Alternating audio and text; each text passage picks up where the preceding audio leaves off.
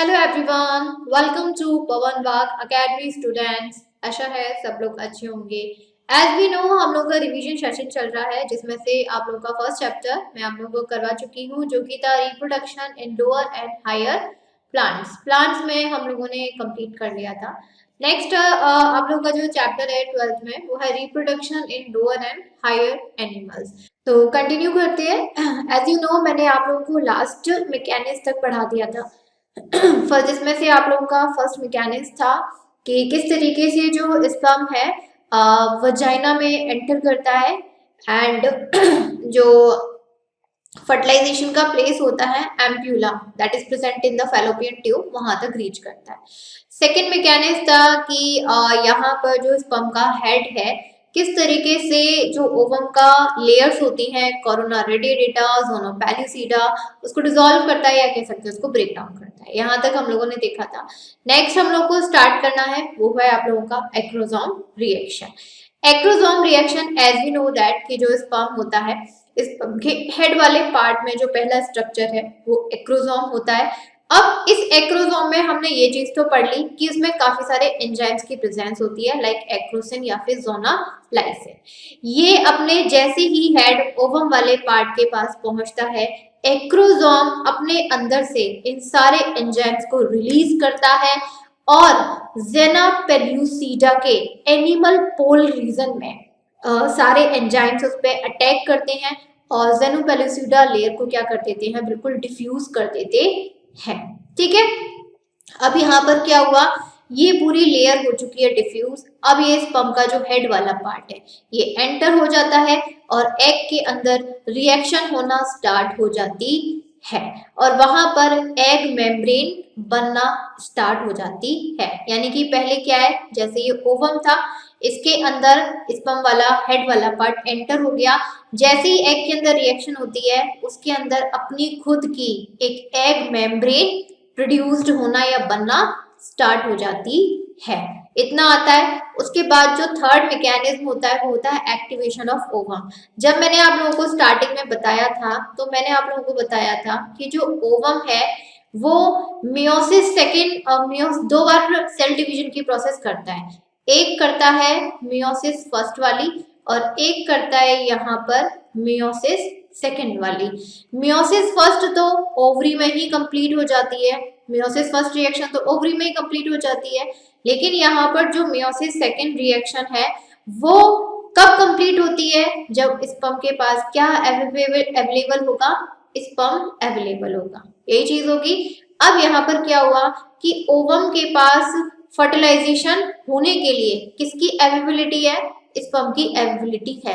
लेकिन ovum sperm के होने के बावजूद उसके साथ फर्टिलाइजेशन नहीं करेगा, पहले वो मेटाफेज सेकेंड स्टेज कंप्लीट करेगा। ठीक, और कंप्लीट करने के बाद मियोसिस सेकेंड उसकी पूरी प्रोसेस क्या हो जाएगी, कंप्लीट हो जाएगी। ओवम के पास क्या था, स्पर्म की अवेलेबिलिटी थी लेकिन स्टिल उसने फर्टिलाइजेशन नहीं किया, दैट मीन उसने कॉम्बाइन नहीं किया स्पर्म के साथ, जाइगोट नहीं बनाया। सबसे पहले उसने मेटाफेज सेकेंड स्टेज कंप्लीट करी and then meiosis second stage complete करी। अब मियोसिस सेकेंड स्टेज में क्या है, अगेन वो टू सेल्स में डिवाइड होगा, एक सेल जो कि एग होगा और दूसरा पोलर बॉडी होगी। यही होता है, पोलर बॉडी होती है और एक होता है एग जिसे हम लोग यहाँ पर बोलते हैं ट्रू ओवम या फिर एग बोलते हैं। अब यहाँ पर जो ट्रू ओवम है वो स्पर्म के साथ क्या करेगा, फ्यूजन करेगा, फ्यूजन कर लेगा। और फ्यूजन करने के बाद यहाँ पर एग के पास भी कितने क्रोमोसोम्स होंगे, 23। स्पर्म के पास भी कितने क्रोमोसोम्स होंगे, 23। दोनों क्रोमोसोम मिलके क्रोमोसोम की पेयरिंग कर लेंगे और किसकी फॉर्मेशन हो जाएगी, सिनकैरियन की फॉर्मेशन हो जाती है। और इस पूरी प्रोसेस को बोलते हैं सिनगैमी। यानी कि जब मेल और फीमेल के जो न्यूक्लियाई हैं वो क्या हो जाएंगे, कॉम्बाइन हो जाएंगे, राइट। और कंबाइन होने के बाद क्रोमोसोम्स की पेयरिंग हो जाएगी। इस पूरी क्रोमोसोम्स की पूरी पेयरिंग हो जाएगी तो किसकी फॉर्मेशन होगी, सिनकैरियन। सिनकैरियन का मतलब होता है कि जब एग और स्पर्म में मिलके अपनी क्रोमोसोम की फॉर्मेशन कर ली, that formation is called syncaryon and the whole process is called syngamy या फिर कैरियोगैमी। अब यहाँ पर जाइगोट फॉर्म्ड हो जाएगा और जाइगोट जब फॉर्म्ड होगा तो अब यहाँ पर एक सेकेंड, अब यहाँ पे एक चीज और ध्यान रखिएगा कि ओवम के पास क्या है, पहले तो ये देख लीजिए जाइगोट क्या है, यहाँ पर सिंगल सेल है, ये चीज तो हम लोगों ने देख ली थी, zygote is a single cell. लेकिन जो बेबी होते हैं वो तो मल्टी सेल्स होते हैं भाई, जो बेबी है वो तो मल्टी सेल्स हैं, दैट मीन अब जाइगोट को क्या करना है, अपने आप को नंबर ऑफ मल्टीपल सेल्स में डिवाइड करना है। और किसी भी सेल को अपने आप को डिवाइड करने के लिए कौन से ऑर्गन की जरूरत होती है, यहाँ पर सेंट्रियोल की जरूरत होती है। लेकिन ओवम के पास सेंट्रियोल नहीं होता, सेंट्रियोल किसके पास अवेलेबल होता है, स्पर्म के पास। तो यहाँ पर जब ओवम और स्पर्म मिल जाते हैं तो स्पर्म अपना सेंट्रियोल ओवम के साथ शेयरिंग करेगा, दैट मीन इन सिंपल कहा जाए कि जाइगोट के पास, यहाँ से 1 नंबर में क्वेश्चन बन जाएगा, क्या बनेगा कि जाइगोट सिंगल सेल होता है लेकिन वो अपने आप को मल्टी सेल्स में डिवाइड करता है, और मल्टी सेल्स को डिवाइड करने के लिए भाई उसकी जरूरत है सेंट्रियोल की, तो सेंट्रियोल उसे कहाँ से मिलेगा, स्पर्म से। ओवम से सेंट्रियोल नहीं मिलता है, जाइगोट को सेंट्रियोल किससे मिलता है, स्पर्म से मिलता है। और यहाँ पे जो जाइगोट है अपने आप को, यहाँ पर जो आपका वर्ड लिखा है ना क्लीवेज, यहाँ से आपको कंफ्यूजन होने की जरूरत नहीं है, क्लीवेज का मतलब ही होता है टू डिवाइड, यानी कि अपने आप को ब्रेक करते हुए चले जाना। अब यहाँ पे जाइगोट है, जाइगोट अपने आप को क्लीवेज करेगा, क्लीवेज मतलब डिवाइड करेगा और 2 छोटे छोटे सेल्स में डिवाइड हो जाएगा जिसे हम लोग बोलेंगे ब्लास्टोमर्स।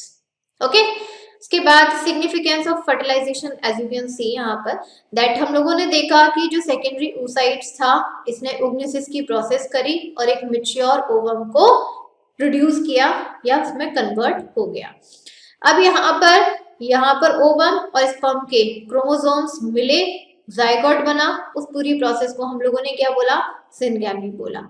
अब ओवम के पास पता है हमें सेंट्रियोल तो होता नहीं है लेकिन स्पर्म के पास होता है, तो जब जाइगोट अपने आप को फर्दर डिवीजन करेगा तो किसके थ्रू करेगा, स्पर्म के सेंट्रियोल के थ्रू करेगा। जब हम लोगों के ये तो पता ही है भाई, अब ये तो पता ही है fertilization the fusion of male and female gametes, ये मुझे बताने की जरूरत नहीं है यहाँ पर। और जब जाइगोट बनता है तो जाइगोट अपने आप को पूरे 9 मंथ के पीरियड में इवॉल्व करता चला जाता है, या कह सकते हैं डेवलप्ड करता चला जाता है, ये बताने की जरूरत नहीं है, इतना क्लियर है। अब देखिए यहाँ पर, अब हम लोगों ने क्या पढ़ा कि जाइगोट की फॉर्मेशन हो चुकी है और उस पूरी प्रोसेस को हम लोगों ने क्या बोला था, सिनगैमी बोला था। अब एक चीज मैंने आप लोगों को बता दी कि जाइगोट होता है सिंगल सेल और जो बेबी होता है वो होता है मल्टी सेल, दैट मीन कि एक सिंगल सेल को अपने आप को नंबर ऑफ टाइम्स क्या करना है, क्लीवेज करना है, क्लीवेज मतलब ब्रेक करना है, अपने सेल्स को डिवाइड करना है, तभी तो वो मल्टी सेल्स में आ जाएगा। तो यहाँ पर जो जाइगोट की फर्स्ट फॉर्मेशन होती है या फर्स्ट प्रोसेस होती है वो क्लीवेज होती है। यहाँ पर जाइगोट कौन सा डिवीजन फॉलो करता है, माइटोटिक डिवीजन फॉलो करता है, राइट, और अपने आप को मल्टी सेलुलर ब्लास्टुला में कन्वर्ट कर देता है। लेकिन अभी ब्लास्टुला सिर्फ क्या है, सिर्फ सेल्स हैं, इनमें कोई भी ग्रोथ नहीं होगी, ये पॉइंट्स आपको याद रखने हैं। देखिए ऑलरेडी मैं आप लोगों को बहुत डिटेल में तो करा ही चुकी हूँ, यहाँ पर सिर्फ मैं पॉइंट्स बताऊंगी किस पॉइंट में क्या क्या, अब मतलब स्टेप बाय स्टेप हम आगे बढ़ेंगे, इस स्टेप में ये चीज हुई, इस स्टेप में ये चीज हुई। आपने देखा कि अभी जाइगोट ने क्या किया, माइटोटिक डिवीजन फॉलो किया और अपने आप को हॉलो मल्टीसेलुलर ब्लास्टुला में कन्वर्ट किया। अब यहाँ पर जितने भी ब्लास्टुला हैं या कह सकते हो जो डॉटर सेल्स हैं जो डाइगोट से डिवाइड होके आए हैं, वो अपने अंदर कोई भी ग्रोथ शो नहीं करेंगे, कोई भी ग्रोथ नहीं शो करेंगे। अब यहाँ पे जितनी भी सेल्स ग्रो हुए हैं, I mean to say sorry divide हुए हैं, I am not sorry to say that it's not growth, I mean to say divide हुए थ्रू क्लीवेज, हम इसको क्या बोलेंगे, ब्लास्टोमर्स कहेंगे। यहाँ पर भी अभी पिछली जो स्लाइड थी उसमें तो ब्लास्टोमर्स ही लिखा हुआ था, लेकिन ध्यान रखना है कि क्लीवेज के टाइमिंग पर यहाँ पर सेल्स कोई भी ग्रोथ शो नहीं करते हैं और जाइगोट अपने आप को जितने नंबर ऑफ सेल्स में डिवाइड करेगा, हर एक ब्लास्टोमर्स का या सेल्स का साइज क्या होगा, यहाँ पर रिड्यूस्ड होगा। ऑब्वियस सी बात है, एक इतना बड़ा सेल्स था, इसने जब अपने आप को दो पार्ट में डिवाइड किया, सेल का साइज रिड्यूस्ड हो गया। इन्होंने अपने आप को अगेन डिवाइड किया, साइज का जो सेल का साइज था अगेन रिड्यूस हो गया, और डिवाइड करेंगे सेल का साइज और रिड्यूस्ड हो गया, राइट। तो ये चीज याद रखनी है। यहाँ से क्वेश्चन कोई आप लोग को समरी में लिखने के लिए नहीं आएगा, बल्कि क्या आएगा कि यहाँ पर वन वन वर्ड के क्वेश्चन पूछे जाएंगे, सिर्फ वन वन वर्ड के। आपसे पूछ लेंगे कि ब्लास्टोमर्स में जो सेल का साइज है इंक्रीज होता है रिड्यूस्ड होता है, रिड्यूस्ड होता है, लेकिन जो सेल की मेटाबॉलिक रेट है, मेटाबॉलिक रेट मतलब कि सेल के अंदर जो केमिकल और फिजिकल या बायोलॉजिकल रिएक्शंस हैं उनका रेट इंक्रीज हो जाता है। और क्लीवेज अब जैसे क्या है, अब थोड़ा सा अपना फास्टर रेट में शो करना स्टार्ट हो जाती है, डीएनए का रेप्लिकेशन हो जाता है और सेल्स ऑक्सीजन का कंजप्शन भी करना शुरू कर देते हैं। ऑब्वियस सी बात है, सेल्स को भी तो ऑक्सीजन चाहिए। क्लीवेज होलोब्लास्टिक होता है, अंदर से खाली होता है, और होलोब्लास्टिक का मतलब आप कह सकते हो कि पूरा जायगोट डिवाइड होता है। जैसे ये जायगोट है तो पूरा जायगोट डिवाइड होगा, ऐसा नहीं है कि इतना डिवाइड हो जाए इतना हो जाए बीच का बचे, नहीं। क्लीवेज दो तरीके से हो सकता है, लॉन्गिट्यूडनल या फिर हॉरिजॉन्टल। इसके अलावा रेडियल और इनडिटरमिनेट होता है। इनडिटरमिनेट का मतलब उसके बारे में हमें पहले से भी कोई जानकारी नहीं है, और रेडियल का मतलब तो आप जान देना, बीच सेंटर से डिवाइड होगा इस तरीके से। रेडियल मतलब रेडियस, बीच सेंटर से डिवाइड होगा, और एक सेल अपने आप को, जैसे एक सेल है बीच में से डिवाइड हुआ तो पहले दो पार्ट में कन्वर्ट हुआ, फिर बीच में से डिवाइड हुआ, फिर 4 में कन्वर्ट हुआ, फिर बीच में से डिवाइड हुआ 6 में आ गया, फिर डिवाइड हुआ 8 में आ गया। इस तरीके से रेडियल होता है। और इनडिटरमिनेट है, हम नहीं बता सकते कि वो अपने आप को 2 में ही सेल में ही डिवाइड करेगा, 3 में करेगा, 4 में करेगा, 6 में करेगा, इसके बारे में हमें कोई भी अंदाजा नहीं होता। और यहाँ पर जो फर्स्ट क्लीवेज होगा, यानी कि जायगोट अपने आप को जो फर्स्ट टाइम डिवाइड करेगा तो फर्टिलाइजेशन के 30 घंटे बाद करता है, और अपने आप को कितने ब्लास्टोमर्स में डिवाइड करता है, सिर्फ 2 में, जिसमें से एक बड़ा होता है और एक छोटा होता है। अब यहाँ पे जो सेकंड क्लीवेज होगा वो भी 30 घंटे बाद होगा। जैसे फर्स्ट क्लीवेज हो गया, क्लीवेज में तो कंफ्यूजन नहीं रखना है, what is the meaning of cleavage, to divide. First cleavage कितने घंटे बाद हुआ फर्टिलाइजेशन के, 30 घंटे बाद। फिर सेकंड क्लीवेज हुआ कितने घंटे बाद हुआ, 30 घंटे बाद हुआ, ठीक है। उसके बाद थर्ड क्लीवेज हुआ। अब यहाँ पे एक चीज समझ लीजिए, जब फर्स्ट क्लीवेज हुआ तो जायगोट ने अपने आप को कितने सेल्स में डिवाइड किया, सिर्फ 2 सेल में, जिसे हमने बोला 2 ब्लास्टोमर्स। जब सेकंड क्लीवेज हुआ तो इन दोनों सेल ने अपने आप को कितने सेल में डिवाइड किया, ऑब्वियसली 4 में कर दिया, ठीक। अब थर्ड क्लीवेज हुआ, थर्ड क्लीवेज में जायगोट, अब हम जायगोट को जायगोट नहीं कहेंगे, क्या कहेंगे, एम्ब्रॉय कहेंगे। जायगोट तो सिंगल सेल होता है, और अभी हमारा थर्ड क्लीवेज में ये चारों ब्लास्टोमर या 4 सेल कितने सेल में आ चुके हैं, 8 सेल में आ चुके हैं। Now we will called is an embryo, young embryo, not a zygote. Zygote is a single cell, not a embryo, ठीक है। अब ये जो यंग एम्ब्रॉय है फैलोपियन ट्यूब के एम्प्यूला से पार्ट से निकल के कहाँ एंटर कर जाएगा, यूट्रस में एंटर कर जाएगा। अब यहाँ पर जैसी फर्टिलाइजेशन का 4th डे आता है, अब यहाँ पे जो एम्ब्रॉय है 8 सेल अपने आप को कितने सेल्स में डिवाइड कर लेते हैं, 16 से 32 सेल्स में डिवाइड कर लेते हैं, और एक मलबेरी, मलबेरी जानते हैं ना, जो इंसेक्ट होता है उसकी तरह लगते हैं। अब इस टाइमिंग पर हम इसको बोलेंगे मॉर्यूलर। जब जैसे ही हमारे एम्ब्रॉय ने 8 सेल से निकल के अपने आप को कितने सेल्स में डिवाइड कर लिया, 16 से 32 सेल्स में डिवाइड किया, we will called as a morula. Morula यहाँ पर दो साइड में, यानी कि सपोज करिए कि एम्ब्रॉय ने अपने आप को कितने सेल्स में डिवाइड किया है, 32 में। अब इसमें से 16 और 16 डिवाइड कर दो, हाफ ऑफ कर दो, 16 हो जाएंगे। आधा जो 16 सेल्स हैं वो स्मॉलर होते हैं, जो आउटर साइड पर रहते हैं, और बाकी के जो 16 हैं वो लार्ज होते हैं और सेल के बीच में एक मास सा बना देते हैं। यहाँ देखो, यहाँ पर आप देख सकते हो, मैं बताती हूँ किस तरीके से। ये देखो, सबसे पहले क्या हुआ यहाँ पर कि जो पूरा जायगोट था इसने अपने आप को कितने में, सिर्फ 2 में डिवाइड कर दिया, जिसको हम लोगों ने ब्लास्टोमर बोला। फिर उसके बाद सेकंड क्लीवेज हुआ, सेकंड क्लीवेज में क्या हुआ, इन दो ने अपने आप को 4 में डिवाइड कर लिया, 1 2 3 4। अब यहाँ पर इन 4 ने अपने आप को कितने में डिवाइड किया, यहाँ पर 8 में कर लिया। फिर 8 से कितने में डिवाइड हो जाएंगे बेटा, 16 में डिवाइड हो जाएंगे एज यू कैन सी। अब इस जब जैसे ही हमारे सेल्स 16 से 32 में डिवाइड हो जाएं, अब आप इसको कौन सा क्या बोलोगे, मॉड्यूला बोलोगे। अब यहाँ पर जो सपोज करो एक इमेजिनेशन कर लेते हैं, we are not saying that कि 32 ही होंगे, इसकी रेंज दी होती है, इसकी रेंज दी होती है 16 से 32 रेंज दी है आपको, ठीक है। सपोज करो कि यहाँ पर जो सेल है इस टाइमिंग पर 32 है, तो हाफ ऑफ कर लो 16 एंड 16। जो आधे 16 है वो इस सेल के कॉर्नर्स पर, ये देख रहे हो कॉर्नर्स पर क्या है, एक मेम्ब्रेन बना ली है, और बाकी के जो 16 सेल्स हैं उन्होंने यहाँ बीच में एक पूरा कॉम्पैक्ट बॉडी यानी कि एक मास की फॉर्मेशन ले ली है, और बाकी का जो हिस्सा खाली है इसको बोलते हैं ब्लास्टोसिस्ट कैविटी, क्योंकि इनको हम लोगों ने ब्लास्टोमर्स बोला, तो इनके अंदर जो पूरा खाली चीज, खाली जगह होगी, इसको क्या बोला जाएगा, ब्लास्टोसिस्ट कैविटी कही जाएगी। इतना क्लियर हुआ, ठीक है। डायग्राम से ज्यादा क्लियर होता है, आई नो दैट, ये हमें भी पता है। अब देखिए ब्लास्टुलेशन, देखिए अब हम लोगों का जो सेल्स है काफी सारे ब्लास्टोसिस्ट में क्या हो चुके हैं, फॉर्म्ड हो चुके हैं, वो भी हॉलो, हॉलो मतलब कैविटी थी ना, बीच में खाली था, राइट।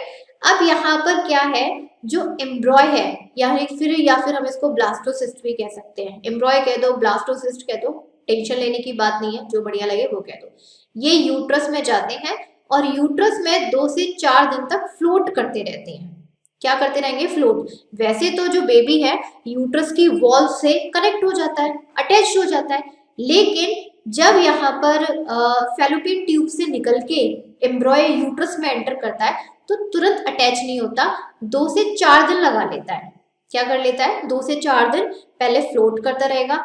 जैसे ही यहाँ पर 7th डे आ जाएगा, 4 दिन बीत गए, 4 दिन के बाद जैसे ही 7th डे आ जाएगा, यहाँ पर जैसे दिस वन, ये लेयर थी ना, ये लेयर आपको दिखाई दे रही थी कुछ सेल्स की, यहाँ कॉर्नर्स पे एक लेयर की फॉर्मेशन हो जाती है। इस लेयर को हम लोग बोलते हैं ट्रोफोब्लास्ट। क्या बोलते हैं इसको, ट्रोफोब्लास्ट बोलते हैं, जिसमें बहुत सारा ग्लाइकोजन और यूट्राइन मिल्क की प्रेजेंस होती है। और जो ब्लास्टोसिस्ट है यानी कि ये जो पूरा सेल अंदर मास है सेल्स का, ये अपने साइज में इंक्रीज हो जाता है, that is 0.15 mm to 0.30 mm, ठीक। और ब्लास्टोसिस्ट कैविटी के अंदर एक फ्लूइड फिल्ड होता चला जाता है। इतना समझ में आ गया। और जो हम लोगों के आउटर सेल्स हैं यानी कि ट्रोफोब्लास्ट सेल्स, वो फ्लैट होते चले जाते हैं। फ्लैट मतलब अभी तक राउंड राउंड शेप में थे सेल्स की, अब ये फ्लैट होते चले जाएंगे और एक लेयर की फॉर्मेशन, एक मेम्ब्रेन की फॉर्मेशन पूरा डेवलप करना स्टार्ट कर देते हैं। और जो अंदर वाला सेल्स है, इनर बा जो मास है दिस वन, जिसको आप लोग एम्ब्रॉय ब्लास्ट बोल दो या ब्लास्टोसिस्ट बोल दो, इसे कोई दिक्कत नहीं है, वो भी अपने मास को क्या है, इंक्रीज करता चला जाता है। और जो ट्रोफोब्लास्ट की लेयर है उसकी एक साइड से कनेक्ट रहता है। इतना क्लियर हुआ। अब यहाँ पर the trophoblast cells in contact with the embryonal knob are called cells of Rauber. देखो यहाँ पर बोला क्या गया है, जैसे ये है, ये पूरी ट्रोफोब्लास्ट की लेयर है, और जो ब्लास्टोमर है अंदर जो सेल का मास है ट्रोफोब्लास्ट के एक साइड से कनेक्ट रहता है। तो ये जो पॉइंट ऑफ कांटेक्ट होता है ना, ये जो पॉइंट ऑफ कांटेक्ट है जहां पर ये ब्लास्टोसेल्स पूरा सेल्स का मास इस ट्रोफोब्लास्ट लेयर से कांटेक्ट में रहता है, उस कांटेक्ट पॉइंट को बोलते हैं सेल्स ऑफ रॉबर। इस कांटेक्ट पॉइंट को क्या बोलेंगे, सेल्स ऑफ रॉबर। इतना आ गया समझ में। अब यहाँ पर क्या हुआ, जो 7th डे है blastocyst was fully formed। 7th day में क्या हो जाएगा, यहाँ पर जो ब्लास्टोसिस्ट है अंदर जो सेल का मास है पूरी तरीके से फॉर्म्ड हो जाएगा। अब यहाँ पर जो पूरा ये जो सेल है अब यहाँ पर यूट्रस में इम्प्लांटेशन के लिए रेडी है। इम्प्लांटेशन ऐसे नहीं होता, इम्प्लांटेशन कब होगा, जब अंदर सेल का मास पूरी तरीके से फॉर्म्ड हो जाएगा। हो गया, अब यहाँ पर इम्प्लांटेशन हो गया यानी कि यूट्रस की वॉल से जाके अटैच्ड हो गया। और इस इम्प्लांटेशन के लिए कौन हेल्प करता है, जोना पेल्यूसिडा लेयर हेल्प करती है। अगर ये नहीं होगी तो इम्प्लांटेशन में थोड़ी सी प्रॉब्लम हो जाती है। इतना समझ में आ गया। देखिए मैं आपको वही कराऊंगी जो बहुत ज्यादा इंपॉर्टेंट है, फालतू चीजें हमें करानी भी नहीं है आप लोगों को। एग्जाम में क्या पूछा जाएगा, किस तरीके से पूछा जाएगा, हमें ये लेके चलना है। अब नेक्स्ट जो प्रोसेस आती है वो इम्प्लांटेशन की आती है। इम्प्लांटेशन का तो मतलब आप समझ ही गए कि ब्लास्टोसिस्ट की फॉर्मेशन हो चुकी है। अब ये यूट्रस की जो इनर मोस्ट लेयर है एंडोमेट्रियम, उससे जाके क्या हो जाएगा, इम्प्लांट हो जाएगा। कौन से डे होगा, कौन से डे स्टार्टिंग करेगा इम्प्लांटेशन की, 7th डे से स्टार्टिंग करेगा और 10th डे यानी कि 3 दिन के अंदर, 3 दिन लग जाते हैं, पूरा का पूरा ब्लास्टोसिस्ट या कह सकते हो एम्ब्रॉय एंडोमेट्रियम लेयर से क्या हो जाएगा, ब्यूरिड हो जाएगा, उसके अंदर घुस जाएगा, राइट। अब यहाँ और सबसे पहले एक चीज और बतानी है मुझे, सबसे पहले जो एम्ब्रॉय फैलोपियन ट्यूब से निकल के यूट्रस में एंटर करता है और फैलोपियन ट्यूब के यूट्रस में सॉरी जब अटैच होता है तो यहाँ पर जैसे ये फैलोपियन ट्यूब आ रही है दोनों साइड से, ये यूट्रस है, तो यूट्रस का जो अपर वाला पोर्शन है उसे क्या बोलते हैं, फंडस ऑफ यूट्रस।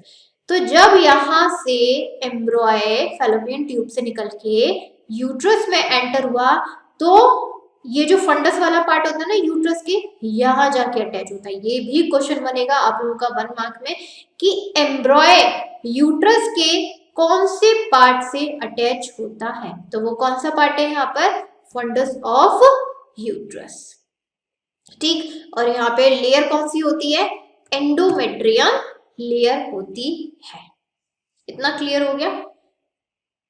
नेक्स्ट देखिए अब आप लोग, अब यहाँ पर क्या होगा, जो ट्रोफोब्लास्ट सेल से अपने डिवीजन को रैपिड कर देंगे, थोड़ा सा फास्ट कर देंगे, ठीक। ट्रोफोब्लास्ट सेल्स अपने डिवीजन को फास्ट कर देते हैं और यहाँ पर 2 लेयर में डिवाइड हो जाते हैं। एक लेयर को बोलते हैं सिनकाइटोट्रोफोब्लास्ट और एक लेयर को बोलते हैं साइटोट्रोफोब्लास्ट। ट्रोफोब्लास्ट सेल्स थे यहाँ पर, जैसे पूरा ये हमारा एग था, इस पूरे एग में ये ट्रोफोब्लास्ट लेयर थी सेल्स की। ये ट्रोफोब्लास्ट के सेल्स इतना ज्यादा रैपिड डिवीजन स्टार्ट कर देते हैं कि अपने आप को 2 लेयर्स में डिवाइड कर देते हैं। एक लेयर होती है साइनकोट्रोफ जो कि आउटर लेयर होती है और दूसरी लेयर होती है साइटोट्रोफोब्लास्ट जो कि सनकाइटोट्रोफोब्लास्ट के अंदर वाली लेयर होती है। अब यहाँ पर होता क्या है, ये जो सनकाइटो, ये जो आउटर वाली लेयर है जिसको हम लोगों ने सनकाइटोट्रोफोब्लास्ट कहा है, ये पूरी एंडोमेट्रियम लेयर से अटैच होती है क्योंकि वो आउटर लेयर है। और जो इनर लेयर है साइटोट्रोफोब्लास्ट, राइट, ये इनर लेयर होती है जिससे पूरा जो सेल का मास होता है ना पूरा अंदर वाला ब्लास्टोसिस्ट, इस साइटोट्रोफोब्लास्ट से अटैच रहता है। और इसके अंदर काफी सारे एंजाइम्स की भी प्रेजेंस हो जाती है। साइटोप्लाज्म, सेल में पढ़ते हो ना साइटोप्लाज्म, क्या है साइटोप्लाज्म, साइटोप्लाज्म क्या है, लिक्विड पार्ट होता है जिसमें बहुत सारे एंजाइम, विटामिन, प्रोटीन सबकी प्रेजेंस हो। तो यहाँ पर भी काफी सारे एंजाइम्स और फ्लूइड की प्रेजेंस हो जाती है। अब यहाँ पे the inner layer is called cytoplasm, the cells retain their cell boundaries. वहीं पर यही लिखा हुआ है कि जो इनर लेयर होती है साइटोट्रोफोब्लास्ट, वो हमारी जो सेल का पूरा मास होता है जिसे हमने ब्लास्टोसिस्ट बोला है, उससे पूरा अपनी बाउंड्री बना के रहती है। इतना क्लियर। नेक्स्ट आती है यहाँ पर गैस्ट्रुलेशन। गैस्ट्रुलेशन का मतलब होता है the process of formation of gastrula from blastocyst. अभी तक हम लोगों ने क्या देखा था कि जो हम लोगों की लेयर थी, ठीक है, आउटर लेयर थी ट्रोफोब्लास्ट, फिर ये अनर सेल मास था जिसको हम लोगों ने बोला था ब्लास्टोसिस्ट। अब ऐसा तो है नहीं है कि ऑल टाइम इसी फॉर्म में रहे, इसको भी तो आगे बढ़ना है, इसको भी तो अपने आगे ग्रोथ करनी है। अब ये जो ब्लास्टोसिस्ट पूरे सेल्स हैं अगेन अपनी क्लीवेज की प्रोसेस को स्टार्ट कर देंगे, बट थोड़ा स्लो, इतना फास्ट नहीं, थोड़ा सा स्लो करेंगे और किस में कन्वर्ट हो जाएंगे, गैस्ट्रुला में कन्वर्ट हो जाएंगे, यानी कि रहेंगे सेल सी। पहले ब्लास्टोसिस्ट थे, एक इमेजिन कर लो कि ब्लास्टोसिस्ट 100 सेल को मिला के बन रहा था। अब इन 100 सेल ने जब अपने आप का फर्दर डिवीजन किया तो अपने आप को 200 या 300 सेल्स में क्या कर लिया, डिवाइड कर लिया। तो अब हम इसको ब्लास्टोसिस्ट नहीं कहेंगे, अब हम इसको क्या कहेंगे, गैस्ट्रुला कहेंगे, ठीक। वही है, इसमें 2 स्टेजेस आती हैं, डिफरेंशिएशन ऑफ ब्लास्टोमर्स। जब यहाँ पर ब्लास्टोमर यानी कि जो अंदर वाला सेल है अपने अपने सेल्स को और क्लीवेज करा रहा होता है और अपने अपने सेल्स को डिवाइड करा रहा होता है, तो 3 जर्म लेयर की फॉर्मेशन होती है, एक्टोडर्म, मेसोडर्म एंड एंडोडर्म। यहाँ से क्वेश्चन पूछा जाएगा कि जो हमारी बॉडी में 3 जर्म लेयर्स होती हैं, जिससे बहुत सारे ऑर्गन्स हमारे फॉर्म्ड होते हैं या बनते हैं, वो एम्ब्रॉय के किस स्टेज में फॉर्म्ड होती है? तो ब्लास्टोमर्स में होती है। जब ब्लास्टोमर्स अपना क्लीवेज कर रहे होते हैं तो किस में कन्वर्ट हो जाते हैं? गैस्ट्रुला में कन्वर्ट होते हैं। और जब गैस्ट्रुला में कन्वर्ट होते हैं तभी यहाँ पर 3 जर्म लेयर की फॉर्मेशन हो जाती है, एक्टोडर्म, मेसोडर्म और एंडोडर्म। ओके, अब यहाँ पर है मॉर्फोजेनेटिक मूवमेंट्स। अब यहाँ पर जो एम्ब्रॉय है उसके अंदर कुछ अपने मूवमेंट भी होती हैं। यहाँ पर देखो, पहले तो मैं डायग्राम दिखा देती हूँ गैस्ट्रुला का। आप देख रहे हो ये पूरा क्या था? लेयर था, राइट। अब यहाँ पर आप देख रहे हो ये कैविटी है, कॉइलम, कॉइलम मतलब कैविटी प्रेजेंट है। यहाँ पर जो पूरा मास है ब्लास्टोमर्स, ये अपनी 3 लेयर की फॉर्मेशन कर चुका है। एज यू कैन सी, सबसे आउटर लेयर होती है एक्टोडर्म, मिडिल वाली होती है मेसोडर्म और जो इनर वाली लेयर होती है वो होती है एंडोडर्म, राइट।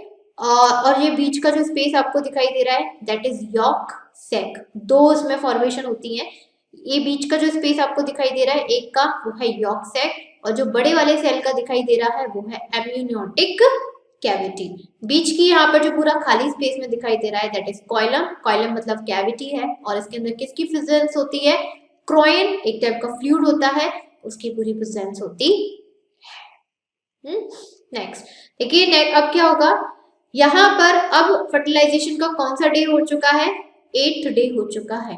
तो गैस्ट्रुलेशन यानी कि 7th डे में क्या था? 7th डे में ब्लास्टोमर्स ने यूट्रस की वॉल के साथ अपना अटैचमेंट स्टार्ट कर दिया, और जैसे ही 8th डे आया वो ब्लास्टोमर्स किस में चेंज होना शुरू हो गए? गैस्ट्रुला में चेंज होना शुरू हो गए।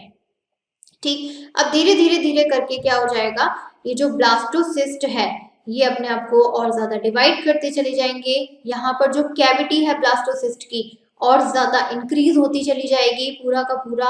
और जो एंडोडर्म है अब ये अपने आप को डिफ्रेंशिएट करना स्टार्ट कर देंगे। मैंने अभी आप लोगों को क्या बताया कि हमारी जो 3 लेयर होती है, 3 जर्म लेयर, एंडोडर्म, एक्टोडर्म और मेसोडर्म, इन्हीं 3 से हम लोगों का जो ऑर्गन्स है बॉडी, इन्हीं की फॉर्मेशन होती है।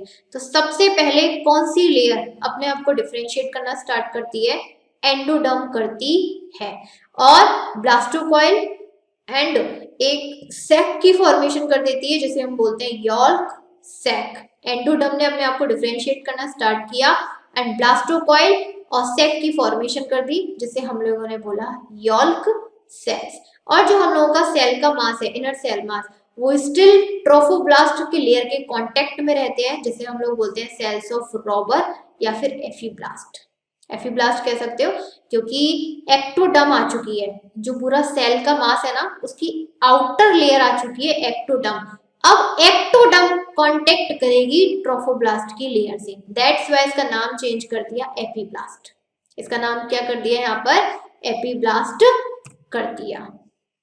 ठीक, अब यहाँ पर क्या था? After formation of endoderm the second layer to be differentiated is the ectoderm. पहले एंडोडर्म ने डिफरेंशिएट करना स्टार्ट किया था, अब कौन सी लेयर डिफरेंशिएट करना स्टार्ट करेगी? एक्टोडर्म। और जो एपीब्लास्ट के सेल्स हैं अपने आप को डिवाइड रीडिवाइड करते चले जाएंगे और एमियोटिक कैविटी की तरफ मूव करना स्टार्ट कर देंगे। यहाँ पर ये वाला जो डायग्राम आपके पास चार्ट आपको दिया हुआ है दैट्स वेरी इंपॉर्टेंट। यहाँ से आप लोगों को क्वेश्चन क्या बनेंगे वो और बता देती हूँ।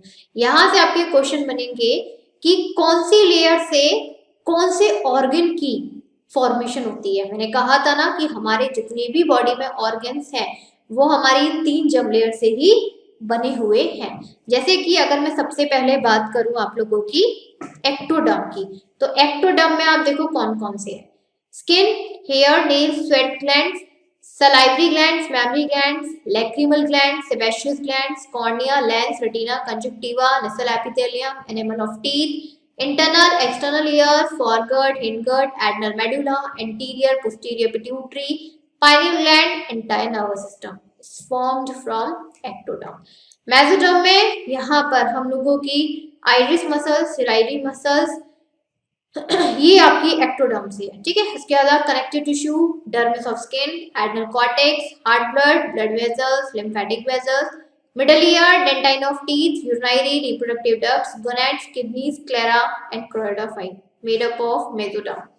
एंडोडर्म से है आप लोगों की midgut, glands of stomach, intestine, tongue, tonsils, lungs, trachea, bronchi, larynx, urinary bladder, vagina, liver, pancreas, thyroid gland, parathyroid gland, thymus gland, eustachian tube, epithelium of urethra and lining of middle ear. ये है endoderm से। यहाँ से कोई ज्यादा hi-fi question नहीं आएगा, यहाँ से सिंपल आपसे वन मार्क में पूछ लेंगे। आपसे पूछ लेंगे यहाँ पर कि जैसे कि ट्रैकिया का पूछ लिया था, trachea is made up of which germ layer and you have to know endoderm layer. समझ में आ गया। अब यहाँ पे देखिए, यहाँ पर इसके अलावा यहाँ पर आप लोगों का कुछ ऐसा इम्पोर्टेंट है नहीं है। जो इम्पोर्टेंट है मैं वही चीज आप लोगों को बताती हुई चलूंगी, राइट। जो जो इम्पोर्टेंट है वही बताया जाएगा। अभी आप लोगों ने देखा था, एक चीज और बता देती हूँ। अभी यहाँ पे एमनियोटिक कैविटी थी ना पूरी बीच में, वो किसकी वजह से फॉर्म्ड होती है? एम्ब्रॉय की एक्टोडर्म लेयर की वजह से फॉर्म्ड होती है। एमनियोटिक कैविटी के चारों तरफ किसकी लाइनिंग होती है? एम्ब्रियोनिक जेनिक सेल्स की होती है। ये सेल्स अपने आप को डिवाइड रीडिवाइड करते हैं और एम्नियन की फॉर्मेशन कर देते हैं। एम्नियन एम्ब्रॉयनिक मेम्ब्रेन है एक, जैसे ये पूरा एम्ब्रॉय है, ये इसकी आउटर लेयर, आउटर तो लेयर तो नहीं कह सकते, इसके चारों तरफ सराउंडिंग एक लेयर होती है एम्नियन, जो कि पूरे एम्ब्रॉय को प्रोटेक्ट करती है, ठीक है।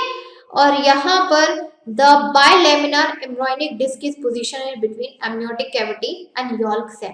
अभी हम लोगों ने एक चीज देखी थी, जैसे हम लोग का पूरा सेल है, यहाँ पर इस तरीके से दो पूरा बाइलेमिनार एम्ब्रॉयनिक डिस्क थी, दो एम्ब्रॉयनिक डिस्क दिखाई दे रही थी। इन डिस्क के बीच में, सॉरी, ये जो एम्ब्रॉयनिक डिस्क है ये दो चीजों के बीच में प्रेजेंट होती है, एम्ब्रॉयनिक कैविटी और यॉल्क सेल के बीच में। ये बीच वाला पोर्शन था यॉल्क सेल था, और चारों तरफ कौन सी कैविटी थी? Amniotic cavity. इन दोनों के बीच में प्रेजेंस होती है यहाँ पर एम्ब्रॉयनिक डिस्क की। Now after 15 days of fertilization, that bilaminar amniotic disc is transformed into trilaminar amniotic disc. अभी तक तो आपको सिर्फ दो डिस्क दिखाई दे रही थी, अभी यही कितने में डिवाइड हो जाएंगी? ट्राइलेमिनार, यानी कि 3 डिस्क में डिवाइड हो जाएंगी। कब? फर्टिलाइजेशन के 15 दिन बाद। उसके बाद फिर वही है, अगेन डिवीजन होता है, रीअरेंजमेंट होता है सेल्स का। सेल्स हमारे माइग्रेट करते हैं इधर से उधर, जिसकी जहां जरूरत है वो उधर मूवमेंट करना स्टार्ट करते हैं। इसमें आप लोगों का जो क्या इंपॉर्टेंट है वो मैं बताती हूँ। Now the third layer of cells called mesoderm extend between ectoderm and endoderm. यहाँ पर क्या क्या होता है वो बताया जाएगा।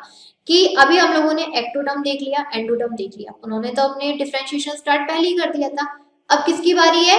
मेसोडर्म की बारी है, जो एक्टोडर्म और एंडोडर्म के बीच में प्रेजेंट होती है। ये मेसोडर्म अपनी लेयर को एक्सटेंड यानी कि थिक करना स्टार्ट कर देती है, और यहाँ पर यॉल्क सेक का कम्युनिकेशन बना देती है। जैसे कि ये देखो, ये 3 डिस्क बन चुकी थी, इसके बीच में यॉल्क सेल है, और मेसोडर्म की लेयर क्या होती जा रही है? थिक होती जा रही है, एकदम एक्सटेंड होती जा रही है पूरे ब्लास्टोपोर में। और ये जो पूरा एक कहते हैं एक स्पेस बना देती है काफी सारा, उसको हम लोग बोलेंगे ब्लास्टोपोर। एक स्पेस बना दिया, that space is called blastopore, और फ्यूचर में जाके वो एनएस में कन्वर्ट हो जाता है।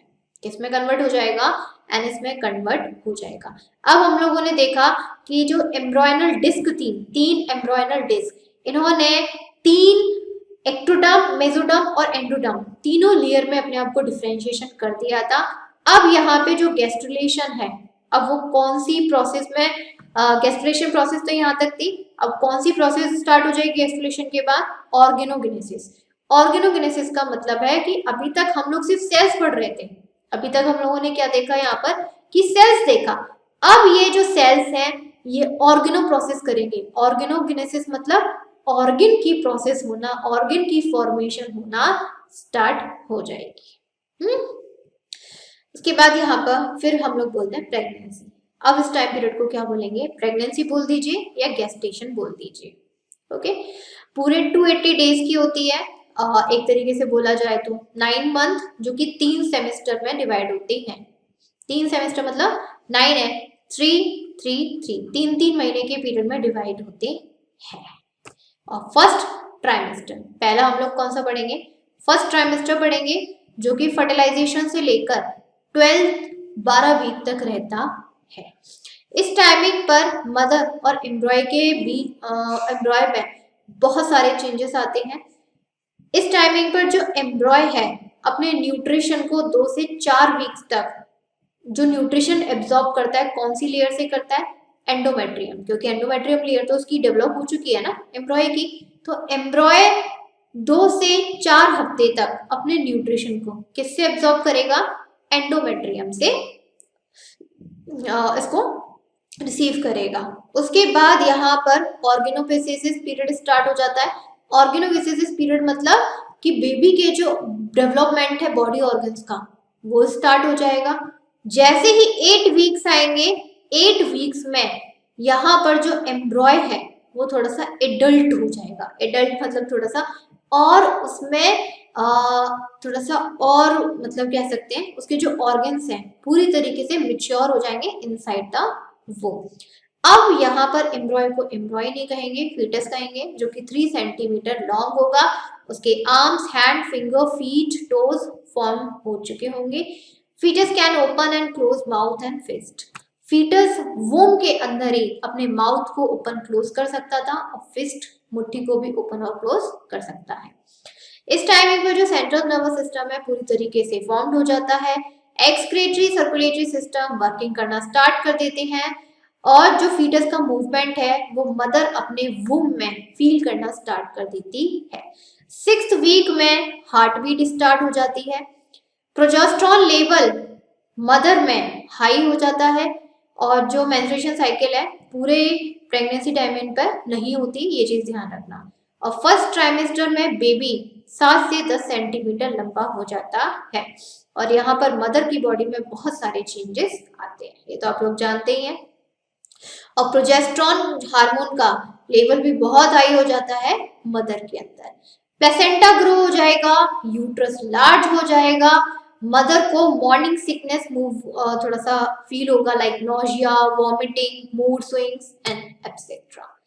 फिर आता है यहाँ पर सेकेंड ट्राइमेस्टर, जो कि 13 से 26 वीक का होता है। इस टाइमिंग पर फीटस की सबसे ज्यादा ग्रोथ होती है, रैपिड ग्रोथ होती है इस टाइमिंग पर सेकेंड ट्राइमेस्टर में, right. It is foetus very active, बहुत एक्टिवेट हो जाता है और 30 सेंटीमीटर ग्रो हो जाता है। ब्रेन डेवलप करना स्टार्ट कर देता है और जो हार्मोन का लेवल है HCG वो खत्म हो जाता है। मैंने बताया था ना HCG हार्मोन होता है जो प्रेगनेंसी का टेस्ट है, राइट, कि कोई प्रेग्नेंट है या नहीं है।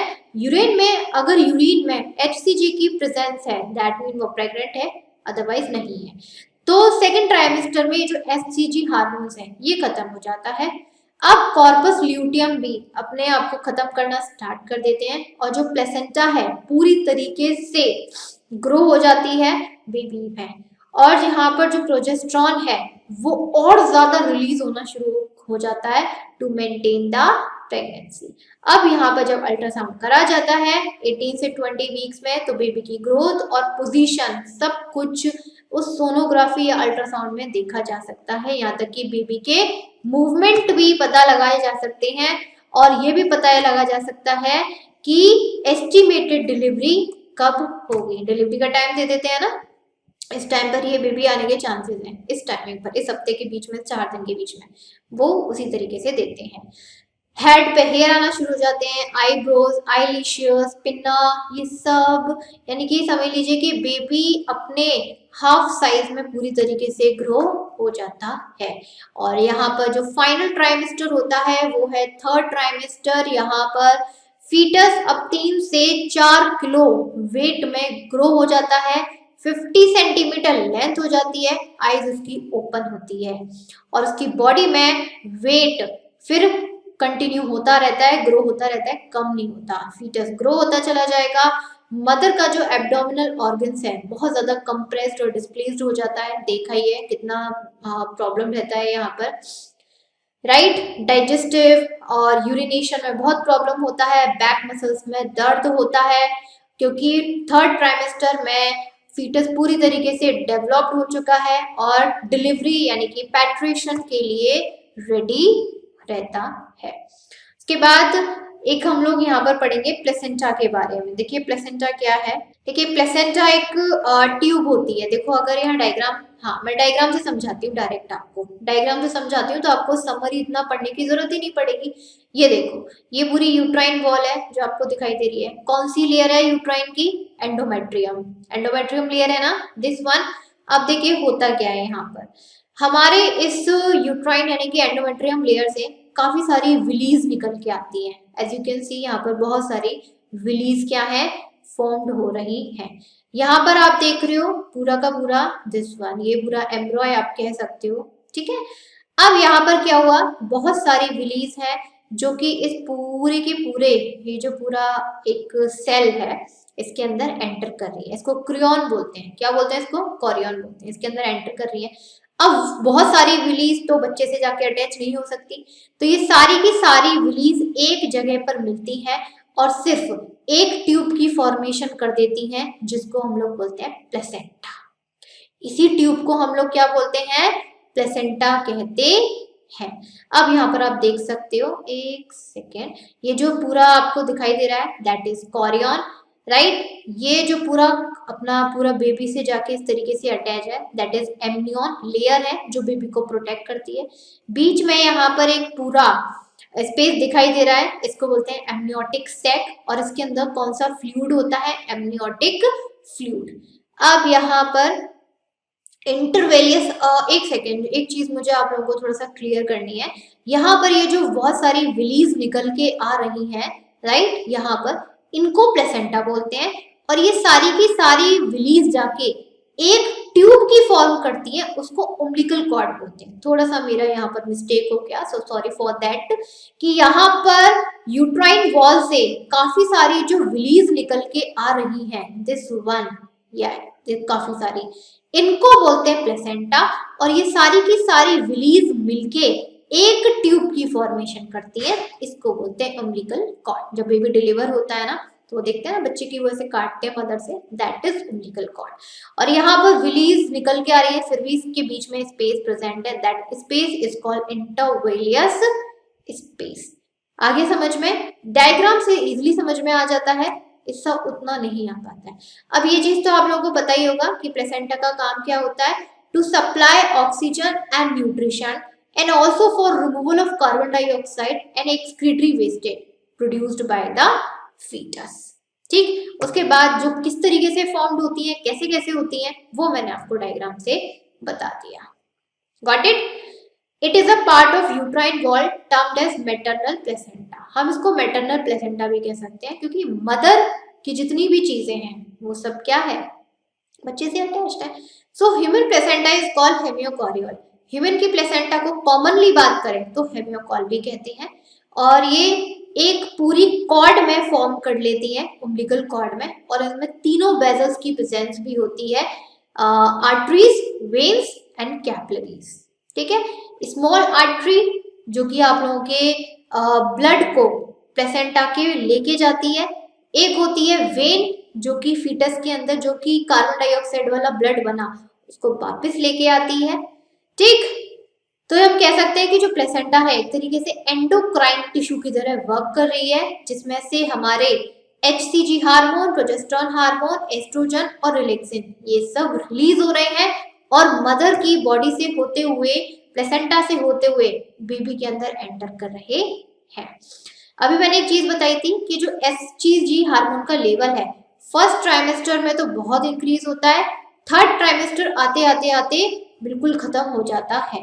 थर्ड ट्राइमेस्टर में यहाँ पर कौन सा लेवल हाई हो जाता है हार्मोन का? सिर्फ प्रोजेस्टेरोन हार्मोन का लेवल हाई होगा और किसी का नहीं होगा। ये हार्मोन बच्चे की मेंटेनेंस, ग्रोथ और प्रेगनेंसी के लिए बहुत ही इंपॉर्टेंट है। अगर ये नहीं होगा तो फिर दिक्कत हो जाती है। उसके बाद आता है यहाँ पर पैट्रेशन। पैट्रेशन का मतलब जानते हैं ना, giving birth to their young ones. What is the process? Parturition is the process of giving birth to a baby. ठीक है, इतना तो क्लियर है। अब यहाँ पर वही चीज है कि जब पूरी तरीके से बेबी मेच्योर हो जाता है तो फिर आउट ऑफ द बॉडी वो आना चाहता है। जिस टाइमिंग पर जो यूट्रस की वॉल्स है कंट्रैक्ट होती हैं, सर्विक्स डायलेट हो जाता है, थोड़ा सा लूज हो जाता है ताकि baby out of the body आ सके, और उस टाइमिंग पर हम लोग बोलते हैं लेबर। बोलते हैं ना लेबर पेन होता है, लेबर पेन होता है, बेबी आउट ऑफ द आना चाहता है, that is labour pain. Discomfort महसूस होता है क्योंकि हमारा उस टाइमिंग पर यूट्रस बिल्कुल सिकुड़ चुका है, एकदम कॉन्ट्रैक्ट हो रहा है, यानी कि बेबी की पोजीशन इतनी है और यूट्रस इतना सिकुड़ता जा रहा है, तो दिक्कत तो होगी ना। दैट्स उस टाइमिंग पर क्या है यहाँ पर, और जो यूट्रस को कॉन्ट्रैक्ट होने में हेल्प करती है वो प्लेसेंटा होती है। ये चीज भी ध्यान रखना, वन वर्ड में क्वेश्चन क्या पूछेंगे कि जब यूट्रस कॉन्ट्रैक्ट होता है तो कॉन्ट्रैक्ट होने के लिए इसमें कौन सी ट्यूब्स हेल्प करती हैं? प्लेसेंटा हेल्प करती है। अब यहाँ पर जब प्लेसेंटा आई मीन जो यूट्रस है जब कॉन्ट्रैक्ट होता है उस टाइमिंग पर एस्ट्रोजन और प्रोजेस्टेरोन दोनों इंक्रीज हो जाते हैं और यूट्रस की मसल्स में ऑक्सीटोसिन हार्मोन बहुत ज्यादा कंसंट्रेशन में रिलीज होना स्टार्ट हो जाता है। और कंसंट्रेशन किस लेयर की वजह से होता है? मायोमेट्रियम। 3 लेयर होती है ना यूट्रस की, एंडोमेट्रियम, मायोमेट्रियम वाली। तो जो मिडिल लेयर होती है मायोमेट्रियम, ये मायोमेट्रियम क्या करती है? यूट्रस को कॉन्ट्रैक्ट करना स्टार्ट करती है।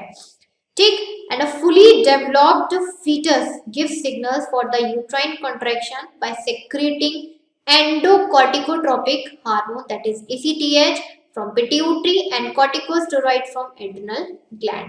जब यहाँ पर baby out of the body आना चाहता है तो हमारी 2 ग्लैंड एक तरीके से काम करती हैं, एक तो पिट्यूटरी ग्लैंड, दूसरा एड्रिनल ग्लैंड।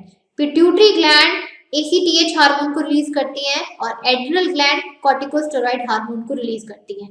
जब प्रेगनेंसी की टाइमिंग पर ये दोनों हार्मोन रिलीज होना स्टार्ट हो जाएं तो समझ लीजिए that foetus is fully developed and giving signals that कि अब वो बाहर आना चाहता है। Got it? और सबसे ज्यादा क्वेश्चन यहाँ से जो बनेगा 1 मार्क्स का कि जो मसल्स का, यूट्रस मसल्स का जो कॉन्ट्रैक्शन होता है वो किसकी वजह से होता है? ऑक्सीटोसिन हार्मोन की वजह से होता है।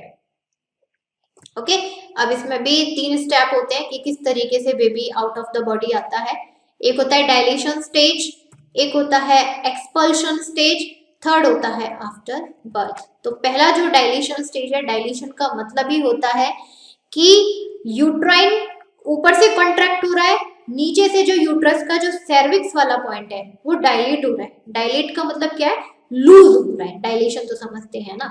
और जब यूट्रस कॉन्ट्रैक्ट होता है तो पेन होता है क्योंकि ब्लड वेसल्स को जगह चाहिए इतनी, उनको मिल रही है इतनी। जब ब्लड वेसल्स को जगह नहीं मिलेगी, किसी चीज को जगह नहीं मिलेगी तो पेन करेंगे फिर वो। ऊपर से ऑक्सीटोसिन हार्मोन रिलीज होता है जो यूट्रस को कंटिन्यूअसली कॉन्ट्रैक्ट कॉन्ट्रैक्ट कॉन्ट्रैक्ट करता जाता है, करता जाता है, करता जाता है। अब ये समझ लो यहाँ पर कोई चीज है, ठीक है, ये जैसे यूट्रस है, यहाँ पर बेबी था।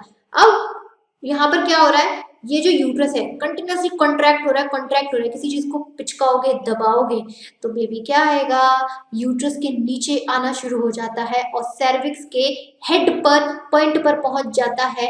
सर्विक्स डायलेट हो चुका है, एकदम लूज हो चुका है। और वजाइना भी क्या है? डायलेट हो चुकी है, पूरी तरीके से लूज हो चुकी है। एंड देन कुछ घंटों में, 1 घंटे में, 2 घंटे में फिर क्या हो जाता है? यहाँ पे जो एमनियोटिक मेम्ब्रेन थी जो पूरे फीटस को प्रोटेक्ट कर रही थी वो ब्रेक हो जाती है एंड देन बेबी वजाइना से बाहर आ जाता है। एज यू कैन सी यहाँ पर सबसे पहले क्या था? जैसे फीटस है, ये अम्बिलिकल कॉर्ड है, यूट्रस है, सर्विक्स है और ये वजाइना है। अब यहाँ पर जो बेबी का हेड है वो सर्विक्स पर पहुंच चुका है। सर्विक्स इफेक्ट होगी, डायलेट हो जाएगी, डायलेट मतलब एकदम लूज हो जाएगी and then out of the body. उसके बाद आता है यहाँ पर एक्सपल्शन स्टेज। एक्सपल्शन स्टेज में देखिए, अब हमने ये तो देख लिया कि यूट्रस पूरी तरीके से कॉन्ट्रैक्ट हो रहा है, राइट। अब नॉर्मल डिलीवरी में होता क्या है? जो फीटस है सर्विक्स पे पहले पास आउट करता है, उसके बाद फिर वजाइना से होते हुए 20 से 60 मिनट के अंदर आउट ऑफ द बॉडी आता है। एंड देन डॉक्टर क्या करते हैं, उसकी उम्बिलिकल कॉर्ड्स को कट कर देते हैं। उसके बाद आफ्टर बर्थ में जो प्लेसेंटा है वो भी पूरे यूट्रस से बाहर निकाल दी जाती है, क्योंकि फायदा तो है नहीं है यूट्रस का, भाई प्लेसेंटा का काम क्या था, पूरे न्यूट्रिशन को बेबी को देना। अब जब बेबी निकल गया तो प्लेसेंटा को भी बाहर निकाल दिया जाता है। तो प्लेसेंटा को ना तुरंत नहीं बाहर निकाला जाता, डिलीवरी के 10 से 45 मिनट्स बाद निकाला जाता है, ताकि सारी ब्लड वेसल्स उससे डिस्कनेक्ट हो जाएं। अगर तुरंत निकालेंगे तो ब्लड वेसल्स भी इसके साथ आ जाएंगे and that's very risky for the mother. उसके बाद लैक्टेशन आता है। लैक्टेशन का मतलब क्या है कि जब बेबी आ चुका है तो भाई उसको मिल्क की भी जरूरत है। तो प्रोसेस आप लिख सकते हो, the memory glands of the female start producing milk at the end of pregnancy, that process is called lactation. अब यहाँ पे जो मिल्क का प्रोडक्शन होता है मैमरी ग्लैंड में, कौन से हार्मोन की वजह से होता है, प्रोलैक्टिन हार्मोन की वजह से। One word question. Lactation newborn baby को फीड करने में हेल्प करता है। The fluid secreted by the mammary gland soon after childbirth is called colostrum। जैसे ही चाइल्ड का बर्थ होता है मैमरी ग्लैंड से एक फ्लूइड सेक्रेट होता है, दैट इज क्लोस्ट्रम, जो कि एक स्टिकी होता है, येलो फ्लूइड होता है, मैमरी ग्लैंड से रिलीज होता है, जिसके अंदर प्रोटीन, लैक्टोज और मदर की एंटीबॉडीज ये सब प्रेजेंट होती हैं। इसमें फैट कंटेंट नहीं होता, फैट कंटेंट बेबी को स्टार्टिंग में नहीं दिया जाता है। जो एंटीबॉडीज है न्यूबॉर्न बेबी को उसके इम्यून सिस्टम को रिस्पॉन्स करने के लिए और फुली डेवलप्ड करने के लिए हेल्पफुल होती है। इतना क्लियर हुआ आज के लिए आप लोगों का। उसके बाद फिर हम लोगों की आ जाती है रिप्रोडक्टिव हेल्थ। देखिए ज़्यादा इंपॉर्टेंट तो नहीं है, स्टिल हम लोग को रिवाइज करना है तो वो हम करेंगे। इसमें हम लोग को बहुत ज़्यादा नहीं पढ़ेंगे। इसमें क्या करना है, according to World Health Organization reproductive health means total well-being of all aspects of reproduction, emotional, behavior, social aspects with physical ones, that is reproductive health। किसके अकॉर्डिंग है, WHO के अकॉर्डिंग है। यहाँ पर एक आप लोगों की ऑर्गेनाइजेशन भी है, कुछ प्रोग्राम्स भी हैं। ये जो पूरी रिप्रोडक्टिव हेल्थ है किस प्रोग्राम के अंदर आती है, reproductive and child health care programmes में। इसमें बहुत सारी चीजें बताई गई हैं, एज यू कैन सी कि लोगों को ज़्यादा से ज़्यादा रिप्रोडक्शन की चीज़ों के बारे में पता होना चाहिए। क्या क्या फैसिलिटी गवर्नमेंट और हॉस्पिटल्स प्रोवाइड करते हैं उसके बारे में जानकारी होनी चाहिए। अपनी सोसाइटी में किस तरीके से हम रिप्रोडक्टिव हेल्थी रह सकते हैं वो पता होना चाहिए। और यहाँ पर जो इनफर्टिलिटी रेट है, इन्फेंट मोर्टेलिटी रेट है या फिर मैटरनल मोर्टेलिटी रेट है, हम इस किस तरीके से इसको बदल सकते हैं, ये इस बारे में भी हमें पता होना चाहिए। इनके कुछ गोल्स भी रहे हैं कि भाई हमें ये करना है, इस चीज को कम करना है, जैसे कि स्कूल्स में सेक्स एजुकेशन प्रोवाइड कराई जाए, लोगों के जो यंग्स हैं उनके अंदर से मिथ्स, अफवाहें निकाली जाए, सेक्स रिलेटेड से जो मिसकंसेप्शंस होते हैं, गलत चीजें होती हैं, वो बच्चों के दिमाग से निकाली जाए। किस तरीके से हम लोग हाइजीन सेक्सुअल प्रैक्टिस फॉलो कर सकते हैं, सेक्सुअली ट्रांसमिटेड डिसीज को रोक सकते हैं। इसके अलावा जो एडोलसेंस की प्रॉब्लम्स होती हैं उनसे कैसे फाइट कर सकते हैं, रिप्रोडक्टिव ऑर्गन के बारे में पूरी प्रॉपर इंफॉर्मेशन दी जाए, ये कहीं ना कहीं आरसीएच का गोल है। इसके अलावा ऑडियो, विजुअल और प्रिंट मीडिया के थ्रू चाहे गवर्नमेंट चाहे non government organization reproductive health के बारे में, अवेयरनेस के बारे में लोगों तक पहुंचाए। राइट, यंगर जनरेशन को birth control measures, pre natal care of pregnant women, post natal care of mother child, importance of breast feeding, इनके बारे में बताया जाए। जितने भी लाइक सेक्स अब्यूजिव या क्राइम्स होते हैं, राइट, उनको कैसे रोका जाए, किस तरीके से पॉपुलेशन ग्रोथ को रोका जाए, इनके बारे में अवेयर किया जाए। इसके अलावा यहाँ पे जो सेक्स डिटर्मिनेशन होता है कि लड़का है या लड़की है, इसके बारे में तो बिल्कुल भी रोका जाए। जरूरी ये सारी चीजों से क्या होता है कि अगर लड़की है तो भाई मार दिया जाए, ये कर दिया जाए, ये सारी चीजें फॉलो होती हैं जो हमें नहीं करनी है। इसके अलावा चाइल्ड इम्यूनाइजेशन प्रोग्राम्स, यानी कि जब बर्थ होता है बच्चे का तो उसे कौन कौन से इंजेक्शंस क्या क्या लगना चाहिए उसके इम्यूनाइजेशन के लिए। किस तरीके से हम लोग मोर्टेलिटी रेट न्यूबॉर्न बेबी का या फिर मैटरनली मोर्टेलिटी रेट को हम लोग रिड्यूस कर सकते हैं कपल्स को, इस बारे में एजुकेट करके। हम लोग की जो पॉपुलेशन है इंडिया की दैट इज 315 मिलियन, काफी ज्यादा हो गई। इंडिपेंडेंस के टाइमिंग पर, आज के टाइमिंग पर वो 1.2 बिलियन 2011 में क्रॉस कर चुकी है, अब तो और ही ज्यादा है। और 2020 में तो 1.35 बिलियन, क्या ही कहें, कैसे बढ़ती जा रही है। तो इसके लिए भी हम लोगों को काफी सारे बर्थ कंट्रोल मेथड्स भी आज के टाइम पे आ चुके हैं। पहले नहीं थे तो देखते थे हम लोग कि भाई कपल्स के 5 बच्चे 6 बच्चे कितने सारे मतलब हो जाते थे, लेकिन अब तो काफी सारे बर्थ कंट्रोल मेथड आ चुके हैं। कुछ टेम्पररी भी है, कुछ परमानेंट भी है।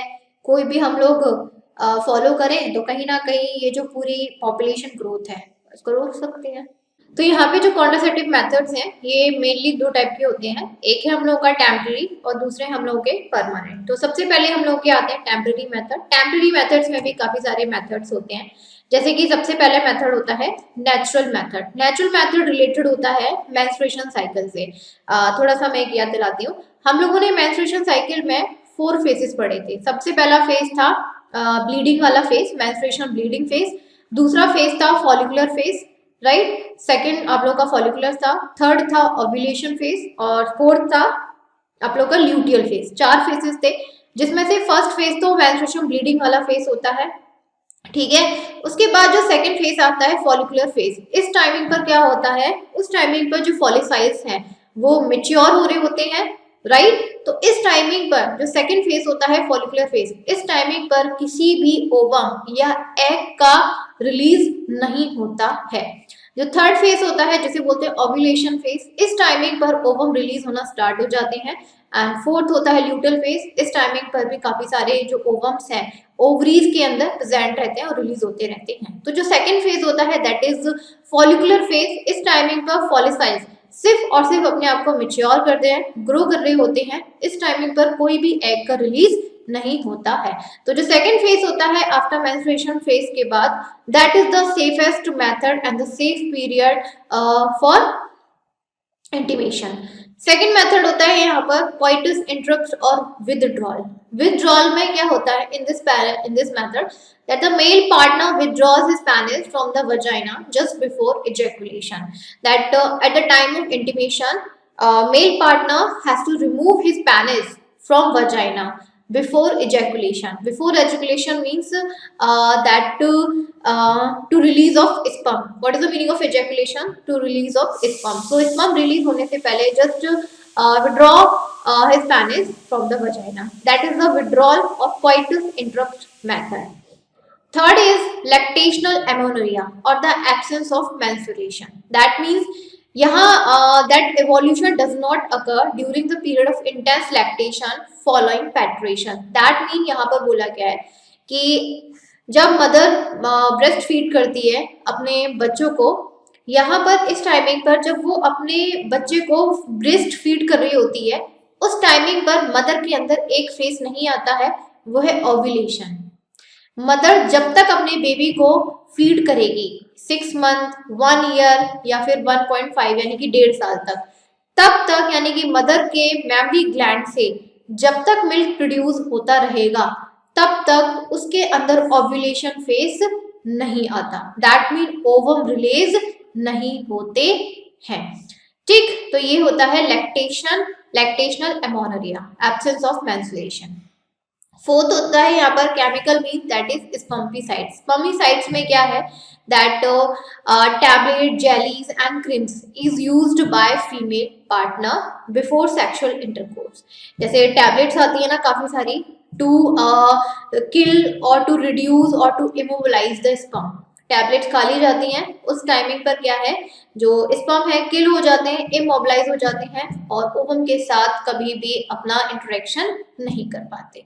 लेकिन इसके काफी सारे एलर्जिक रिएक्शन हो जाते हैं फीमेल्स बॉडी में, तो इसको थोड़ा सा अवॉइड करना चाहिए, बहुत ज्यादा ही जरूरी है तभी टैबलेट्स या जेलीज या क्रीम्स यूज की जाए, अदरवाइज नहीं, because it causes a allergic reaction. Next होता है बैरियर मेथड्स। बैरियर मेथड्स में काफी सारे बैरियर्स का यूज किया जाता है कि ओवम और स्पर्म एक दूसरे से मीट कर ही ना पाए। तो यहाँ पर मेनली 3 तरीके के बैरियर्स हैं। सबसे पहला यहाँ पर कॉन्डम्स है, तो यहाँ पर एक थिन रबर शीट होती है जो कि to cover the penis, penis के ऊपर कवर करने के लिए. So during intimation when the penis releases sperm, it does not enter into the vagina. It does not enter into the vagina, and so sperm can't be meet to the ovum. That is first method. Right. इसके अलावा इसके काफी और सारे फायदे भी हैं कि यहाँ पर by using condom that STDs and AIDS can be a safeguard to transfer a female partner. Female partner में नहीं ट्रांसफर होती है and easily available and is given free by the government. Next होता है यहाँ पर डायफ्राम, सर्विकल कैप्स और valves. यहाँ these devices used by the female are made up of rubber. एक सर्विकल कैप तरीके से होता है जो कि फीमेल्स के थ्रू यूज किया जाता है, रबर का बना होता है. ये इसको वजाइना में पुट किया जाता है एंड देन वजाइना में पुट करने के बाद यानी कि जो सर्विक्स वाला पॉइंट होता है वहां तक इसको पूरा पुट किया जाता है and during intimation the entry of sperms blocked. यहाँ पर इंटीमेशन के टाइमिंग पर क्या है, जो स्पर्म है और वजाइना में एंटर हो जाएंगे लेकिन सर्विक्स को क्रॉस नहीं कर पाएंगे, और जब सर्विक्स को क्रॉस नहीं कर पाएंगे तो यूट्रस में एंटर नहीं होंगे, यूट्रस में एंटर नहीं होंगे तो फैलोपियन ट्यूब में नहीं जा पाएंगे. थर्ड मेथड होता है इंट्रायूट्राइन डिवाइसेस. इंट्रायूट्राइन डिवाइसेस में like lips loops, copper release IUDs like CUT, CU7, मल्टीनोड 375 या फिर and hormone releasing IUDs that is NG20 and progesterone. ये कुछ डिवाइसेस के नेम्स हैं. ठीक है. ये जो स्पेशली यूट्रस का जो सर्विक्स वाला पॉइंट होता है, यूट्रस का जो सर्विक्स वाला पॉइंट होता है ये यहाँ पर फिट कर दिए जाते हैं नर्स और डॉक्टर के थ्रू. ठीक. एक मेटल ऑब्जेक्ट्स होते हैं, ये सर्विक्स के पॉइंट पर फिट कर दिए जाते हैं, सर्विक्स में ब्लॉकेज कर दिया जाता है. राइट. तो जो पूरा सर्विक्स पॉइंट है वो पूरा ब्लॉक हो जाता है. Then after intimation sperm can't be enter into the cervix or uterus. Right, as you can see this one is a diaphragm, this one hormone and copper T. ये यहाँ पर uterus में फिट कर दी जाती है. This one is lips loop, ये भी cervix में पुट करी जाती है एंड दिस वन ऑल्सो. यहाँ as you can see that lips is a plastic double S loop. आप देख सकते हैं ये double S loop है lips loop. this one ये यहाँ पर जो पूरा जो सर्विक्स वाला पार्ट होता है वहां पर पुट कर दी जाती है. राइट. और यहाँ पर स्पर्म की एंट्री को भी रोक देती है, एज अ कॉन्ट्रासेप्टिव वर्क करती है, स्पर्म की एंट्री को रोक देती है, स्पर्म की मोटिलिटी बिल्कुल कम हो जाती है एंड जो फर्टिलिटी कैपेसिटी है स्पर्म्स की वो भी बिल्कुल क्या हो जाती है, खराब हो जाती है, बिल्कुल बेकार हो जाती है. ठीक. लेकिन यहाँ पर ये है कि जो लूप्स है या फिर कॉपर टी हुई या हार्मोन हुई, ये सर्विक्स में पुट जरूर किए जाते हैं थ्रू नर्स और डॉक्टर के थ्रू, पर ये 4 या 5 साल से ज्यादा वर्क नहीं करते. यानी कि 4 से 5 इयर्स तक without any protection intimation can be performed, but only 4 to 5 years. लेकिन ज्यादा टाइम पीरियड तक नहीं रहता है. उसके बाद अगेन या तो ये डिवाइस सर्विक्स में पुट करवाना पड़ता है या फिर दवाइयां वगैरह से फिर फर्टिलाइजेशन को रोका जाता है. लेकिन इसमें इन्फेक्शन के भी चांसेस होते हैं. ऑब्वियस सी बात है, किसी मेटल को हमारी बॉडी में इंसर्ट कराया जाएगा वो भी 4 से 5 साल के लिए, it will be allergic reaction और having a in chances of infection. Next है यहाँ पर फिजियोलॉजिकल डिवाइसेस और we can say that oral devices. Oral devices आप लोग जानते ही हैं दैट जो खाने की चीज होती हैं लाइक टैबलेट्स या फिर कॉल पिल्स जो हम लोग बोलते हैं. ओरल तो आप लोग जानते ही है ना, डायरेक्ट माउथ के थ्रू किसी चीज को खाना. तो जो पिल्स होती हैं फीमेल्स के थ्रू यूज की जाती हैं. ये पिल्स प्रोजेस्टेरॉन और एस्ट्रोजन हार्मोन को इनके अंदर प्रेजेंट होता है और ओव्यूलेशन को नहीं होने देती हैं. दैट जो एग्स रिलीज होने चाहिए फीमेल के अंदर ओवरीज से वो नहीं हो पाते हैं. और यहाँ पर फिर इसके अलावा जो स्पर्म अगर रिलीज भी होता है तो कोई फायदा नहीं है, कोई फर्टिलाइजेशन नहीं होगा, बिकॉज क्योंकि एग्स की ही प्रेजेंस नहीं है। विदाउट एग्स फर्टिलाइजेशन कैसे हो सकता है, नॉट पॉसिबल। बट इसका यहाँ पर कुछ साइड इफेक्ट्स होते हैं कि अगर कंटिन्यूअस पिल्स का यूज किया जाता है तो हो सकता है कि हम जो यूज हो रहा है कि भाई इस टाइम सिर्फ एक बार के लिए एग ना रिलीज हो, 2 बार के लिए ना हो, लेकिन कभी कभी ऐसी कंडीशन हो जाती है कि ओवरी का डैमेज हो जाता है, ओवरी के अंदर इस केमिकल का इतना इफेक्ट हो जाता है कि वो कभी भी एग्स को रिलीज कर ही नहीं पाती, या फिर कह सकते हैं यहाँ पर कि एग यहाँ पर पूरी तरीके से मिच्योर नहीं हो पा रहे हैं या फैलोपियन ट्यूब में एंटर नहीं हो पाते हैं। तो इसका बहुत साइड इफेक्ट्स है, बहुत ज्यादा। मेंस्ट्रुएशन टाइमिंग पर भी बहुत ज्यादा जो ब्लड लॉस के चांसेस रहते हैं कि पिल्स क्या कर रही हैं, प्रोजेस्टेरोन और एस्ट्रोजन हार्मोन को इतना ज्यादा रिलीज करवा रही हैं, उनके अंदर भी ये हार्मोन्स हैं। तो मेंस्ट्रुएशन टाइमिंग पर जो ब्लड लॉस ज्यादा हो सकता है, कम भी हो सकता है, बहुत सारे साइड इफेक्ट्स इसके रहते हैं। जैसे एक पिल का नाम यहाँ पर दिया हुआ है, that is Saheli, that is the oral contraceptive for females. ये हफ्ते में एक बार ली जाती है। As you can see that is the, यहाँ पर ये पूरा इसका डायग्राम है।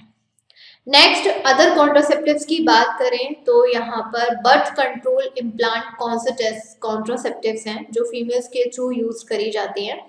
एक टाइनी और थिन रॉड होती है मैचस्टिक की बराबर, ये जो अपर आर्म होती है ना, यहाँ दिस वन, यहाँ पर इसके स्किन में इम्प्लांट कर दी जाती है। इसके अंदर प्रोजेस्टेरोन और एस्ट्रोजन हार्मोन्स होते हैं, पिल्स की तरह ही काम करती है, पिल्स की तरह ही काम करती हैं। बस पिल्स क्या था, हम लोग पानी से खा रहे थे, दवाइयों को पानी से खा रहे थे, इसमें हमें खाने की जरूरत नहीं पड़ी। बस क्या किया, हमारे स्किन में हमने इसको इम्प्लांट करवा दिया अपर आर्म में। इसके अंदर भी वही सेम चीज होती है, प्रोजेस्टेरोन और एस्ट्रोजन पिल्स की तरह ही काम करती है। और बस ये है कि पिल्स एक हफ्ते में एक बार लेनी होती है और 1 मंथ के लिए वर्क करती है, ज्यादा टाइम पीरियड नहीं होता है। लेकिन ये जो पूरी ये जो सुई की बराबर जो होती है, मैचस्टिक की बराबर जो होती है, ये 3 से 4 साल तक प्रेगनेंसी को रोके रखती है। इसका कोई नुकसान नहीं है अगर हम देखा जाए तो, क्योंकि हमने सिर्फ इसको अपनी स्किन में इम्प्लांट करवाया, नथिंग एल्स। बाकी के इसके अंदर प्रोजेस्टेरोन और एस्ट्रोजन हार्मोन है, नथिंग एल्स। पिल्स की बराबर इतना नुकसान नहीं है इसका। अब यहाँ पर जो दूसरे मेथड होते हैं वो है परमानेंट मेथड। अभी हमने जो टेम्पररी मेथड पढ़े, अब है परमानेंट मेथड। परमानेंट मेथड में क्या होता है कि यहाँ पे देखिए कि जो मेल्स होते हैं, मेल्स के जो स्पर्म्स रिलीज होते हैं वो टेस्टिस से होते हैं, और फीमेल्स की जो एग्स रिलीज होते हैं वो ओवरी से रिलीज होते हैं। और जब इन्हीं को फिनिश कर दिया जाए तो फिर क्या बचा, कुछ नहीं। तो यहाँ पर ये देख लीजिए, जैसे ये टेस्टिस है, टेस्टिस से ट्यूब आ रही है वेस्ट डिफरेंस, जो स्पर्म को लेके आती है यहाँ पेनिस वाले पार्ट तक। तो इस वेस्ट डिफरेंस को दोनों साइड से कट करके बाइंड कर दिया जाता है, बीच में से कट कर देते हैं और उसके कट को बाइंड कर देते हैं।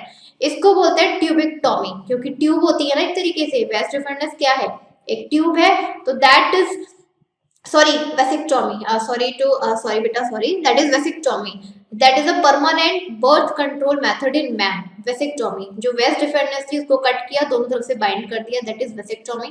Same as it is womens में करते हैं। वुमेन्स में क्या करते हैं, जो फैलोपियन ट्यूब होती है जो ओवरीज के निकले हुए ओवम को यूट्रस में लेके आती है, दोनों फैलोपियन ट्यूब को कट कर दिया जाता है, ऐसे करके बीच में से कट कर देते हैं और बाइंड कर देते हैं। इसको, इस मेथड को हम लोग यहाँ पर बोलते हैं ट्यूबिक्टोमी, क्योंकि ट्यूब कहा जाता है। ये सर्जिकल मेथड्स के थ्रू होती है, इसको हम लोग स्टरलाइजेशन भी कहते हैं। स्टरलाइजेशन इसलिए कह दिया क्योंकि एक बार कट हो जाने के बाद टेस्ट, यानी कि जो वेस्ट डिफरेंस है और फैलोपियन ट्यूब है, एक बार कट हो जाने के बाद इनको दोबारा से जोड़ा नहीं जा सकता है। ठीक, अब यही कट हो चुके हैं तो यहाँ पर कितने भी स्पर्म्स प्रोड्यूस्ड हो जाए या फिर ओवरीज में कितने भी ओवम प्रोड्यूस्ड हो जाए, वो कभी भी स्पर्म्स के कांटेक्ट में आ ही नहीं सकते और प्रेगनेंसी प्रिवेंट होती है। ये होते हैं परमानेंट मेथड में। नेक्स्ट है हमारा medical termination of pregnancy, that is MTB।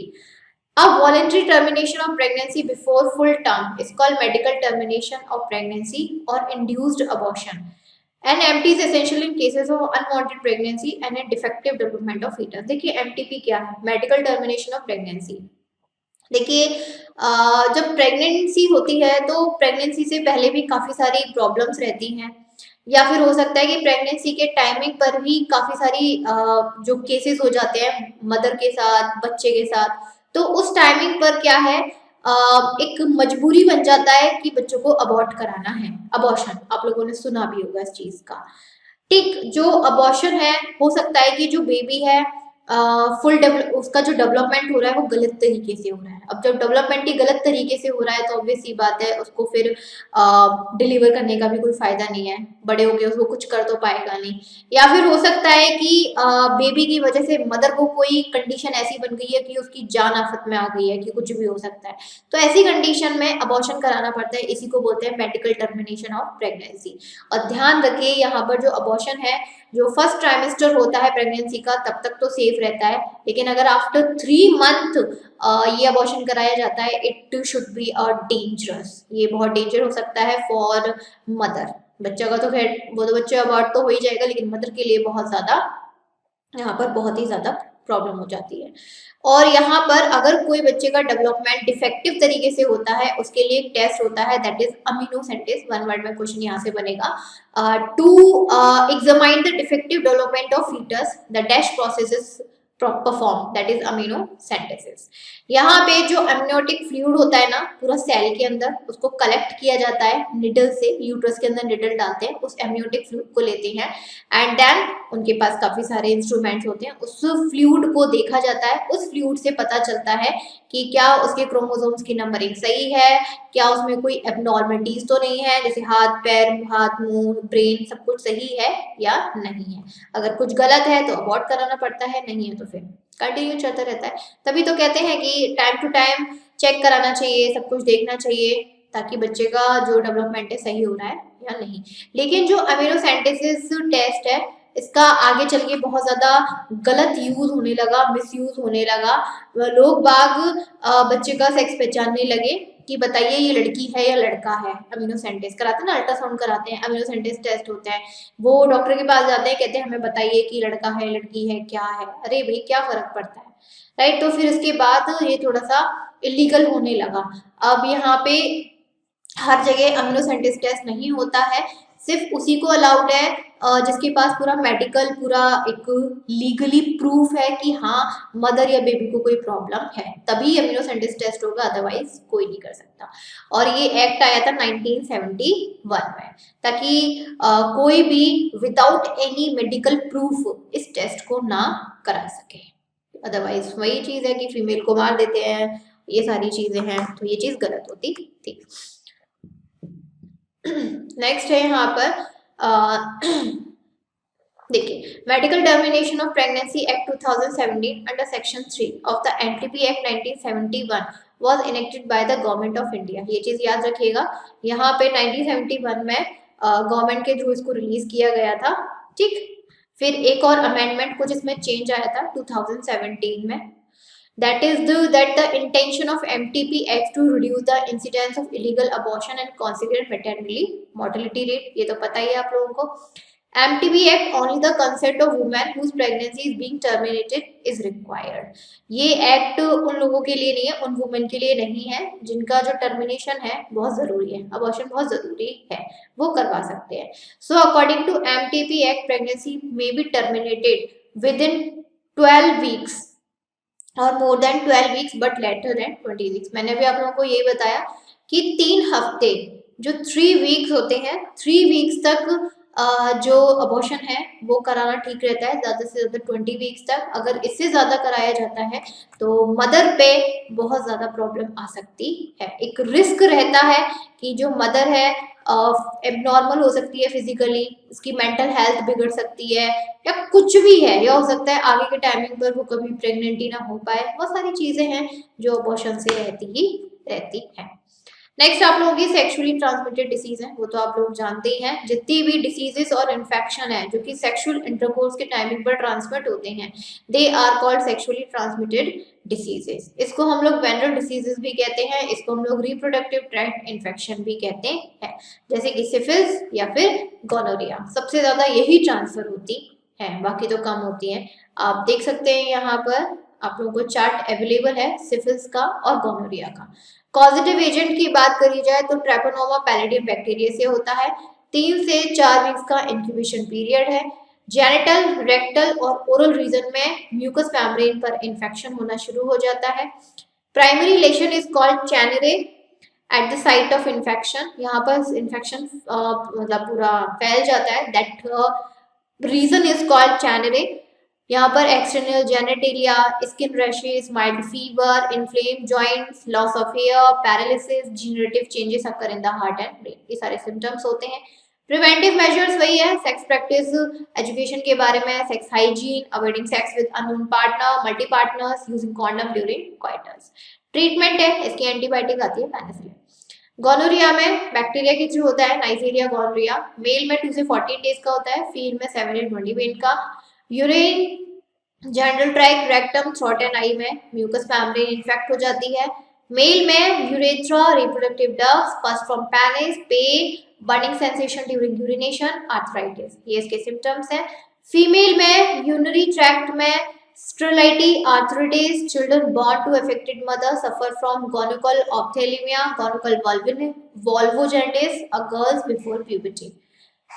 Preventive measures वही है, sex hygiene, using condom during coitus, avoiding sex with unknown partner और multi partner। और इसके लिए एक एंटीबायोटिक आती है, that is cefixime। okay? Next यहाँ पे इनफर्टिलिटी आती है। इनफर्टिलिटी का आप लोग मतलब जानते ही हैं, that when a women unable to fertilized their cells with sperm, right? That is infertility। और ये जरूरी नहीं है सिर्फ वुमेन्स में ही हो, ये मेल में भी होती है, ये फीमेल में भी होती है। बहुत सारे रीजन है, हार्मोन इम्बैलेंस हो सकते हैं, एंडोमेट्रियोस हो सकता है मेल, या फिर स्पर्म लेस काउंट है, स्मॉल साइज ऑफ पेनिस है, राइट? तो बहुत सारे इसके इनफर्टिलिटी के रीजन हो सकते हैं, चाहे वुमेन में हो चाहे फिर वो मेल में हो, कुछ भी ऑप्शंस है। तो फिर उनके बाद 1978 में इनफर्टाइल कपल, जो उनके बच्चे नहीं हो पाते, उनके लिए 2 ऑप्शंस रह जाते हैं, अडॉप्ट या फिर चाइल्डलेस। तो चाइल्डलेस से बेटर है अडॉप्ट कर ले भाई, जिसके माँ बाप नहीं है उनको माँ बाप भी मिल जाएंगे। इसके अलावा काफी सारे यहाँ पर आज के टाइमिंग पर आ चुके हैं फर्टिलिटी ड्रग्स, काफी सारी दवाइयाँ आती हैं सारी चीजों को ठीक करने के लिए।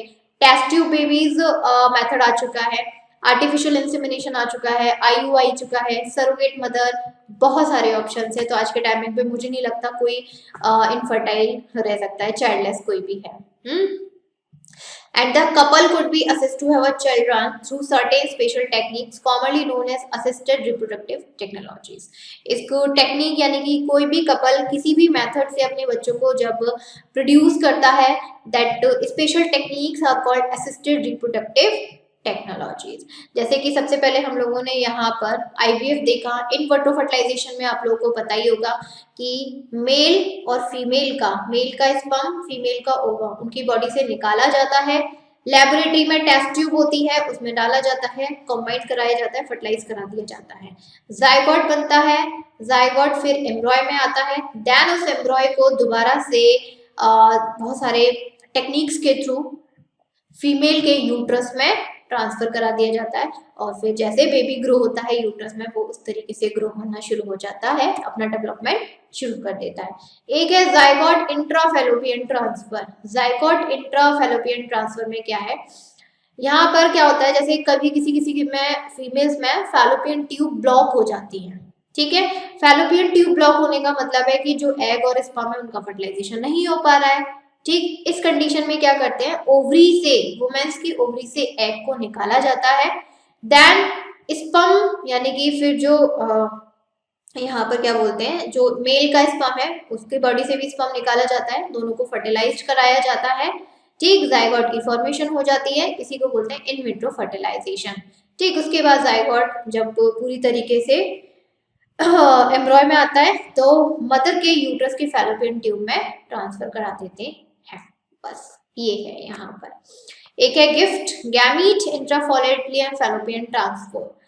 गैमीट इंट्राफैलोपियन ट्रांसफर, देखिए इसमें क्या होता है, यहाँ पर transfer of an ovum collected from a donor into the fallopian tube of another female can provide suitable environment for its fertilisation and development. यहाँ पर किया जाता है कि किसी जो transfer of an ovum collected from a donor, यानी कि किसी दूसरे से ओवम का कलेक्शन करते हैं जो अच्छी क्वालिटी का होता है, ठीक है, एंड देन जो फीमेल मदर नहीं बन पा रही है due to its low quality and bad condition of ovum, वो उस डोनर ओवम को उस फीमेल के अंदर क्या कराते हैं, यहाँ पर एंटर करा देते हैं।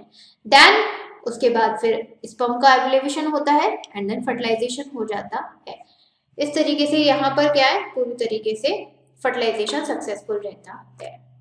एक होता है यहाँ पर cytoplasmic sperm injection, in vitro fertilization procedure in which a single sperm cell is injected directly into cytoplasm and ovum in the laboratory। इसमें क्या किया जाता है, जैसे ओवम है, फीमेल की बॉडी से ओवम को निकाला एंड देन जो स्पर्म का साइटोप्लाज्म है, राइट, यहाँ सॉरी यानी कि ओवम है, ओवम के अंदर यहाँ पर क्या है, साइटोप्लाज्म प्रेजेंट होगा, तो स्पर्म को डायरेक्ट ओवम के साइटोप्लाज्म में एंटर करा देते हैं, देन फर्टिलाइजेशन हो जाता है। एक है आर्टिफिशियल इंसेमिनेशन। आर्टिफिशियल इंसेमिनेशन में क्या है, that the male partner is unable to inseminate the female due to very low sperm count. Artificial insemination में सपोज करिए जैसे मेल पार्टनर है, उसके अंदर जो स्पर्म का काउंट है वो बहुत ही कम है, बहुत ज्यादा, ऐसी कंडीशन में क्या कराया जाता है यहाँ पर, दैट स्पर्म्स कलेक्ट किया जाता है मेल से एंड देन उसको आर्टिफिशियली इंजेक्शंस के थ्रू फीमेल के सर्विक्स में एंटर कराया जाता है एंड आफ्टर दैट जो स्पर्म है आसानी से यूट्रस से फैलोपियन ट्यूब में एंटर हो जाता है एंड देन वुमेन क्या है, प्रेग्नेंट हो सकती है, दैट मीन फर्टिलाइजेशन इजी हो जाता है। एक है इंट्रा यूट्राइन इंसेमिनेशन, जैसे हम लोग बोलते हैं IUI।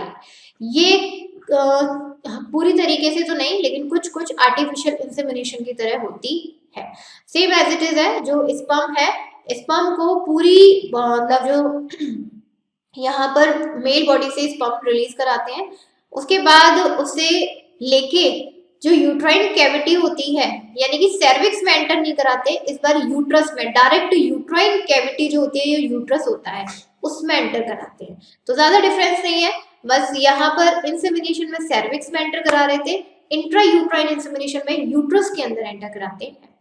एक होता है यहाँ पर सीमेन बैंक। सीमेन बैंक में क्या कराया जाता है, जैसे कोई भी पर्सन है, राइट, तो वो अपने स्पर्म को क्या है, जैसे हम लोग ब्लड डोनेट करने जाते हैं, राइट, फिर उस ब्लड को जिसकी नीड होती है उसको चढ़ा दिया जाता है। यहाँ पर भी सेम कंडीशन है कि जो लोग हैं यानी कि जो मेल पर्सन है अपने स्पर्म को स्पर्म बैंक में क्या है या सीमेन बैंक में डोनेट करके आ जाते हैं, और फिर जब कभी भी किसी मदर को जरूरत पड़ती है कि भाई उसका हस्बैंड के अंदर इतनी कैपेबिलिटी नहीं है दैट की फर्टिलाइजेशन की, तो फिर स्पर्म डोनर या स्पर्म बैंक में जाके वो अच्छी क्वालिटी का सब कुछ देके स्पर्म लेते हैं एंड देन मदर की बॉडी में स्पर्म एंटर करा दिया जाता है सर्विक्स में या फिर यूट्रस में एंड देन फर्टिलाइजेशन हो जाता है। एक मेथड एडॉप्शन का होता है, ये तो सभी लोग जानते ही हैं। यहाँ से कोई क्वेश्चन नहीं बनेगा इसलिए मैं सिंपल पढ़ा रही हूँ। सिंपल 1 वर्ड का क्वेश्चन जो बनना था यहाँ तक बनना था, इससे ज्यादा नहीं। एडॉप्शन में तो कोई नहीं आता। एडॉप्शन में क्या बताऊं कि भाई यहाँ पर जो पेरेंट है जो जिनके बच्चे नहीं हो पा रहे हैं, राइट, और वो कोई टेक्निक यूज नहीं करना चाहते हैं, ठीक है, नहीं करना चाहता कोई, तो सिंपल सी बात है कि जो ऑर्फनेज होते हैं वहां पर जाइए एंड देन बच्चे को अडॉप्ट कर लीजिए। वहां पर देखा जाता है कि पेरेंट मेडिकली फिट और फाइनेंशियली एबल होनी चाहिए बच्चों को पालने के लिए। बड़ी चीज देखी जाती है, इतना आसान नहीं है बच्चों को अडॉप्ट कर लेना। क्लियर, यहाँ तक हुआ।